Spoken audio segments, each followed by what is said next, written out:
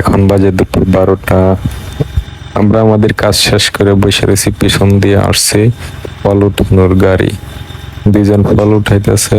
এই যে গাড়িটা দেখতেছেন, এই গাড়িতে 2 টন লোড নেই। এত পরিমাণে শক্তিশালী এই গাড়িটা। 2 টন লোড নিয়ে এটা পাহাড়ের উঁচু নিচু দিয়া অনায়াসে চলে যেতে পারে, কোনো সমস্যাই হয় না। একজন ড্রাইভিং করে আর একজন পিছন দিয়ে ফল উঠা। এই গাড়িতে আবার ক্যাব সিস্টেম আছে, কিন্তু এই ফলগুলো হচ্ছে খুবই ছোট ছোট ফল, এই কারণে ক্যাবগুলা ব্যবহার করা হয় না। যখন বড় ফল হয় তখন আর কি ক্যাবগুলা ব্যবহার করা হয়, যাতে পরিশ্রম কম হয়।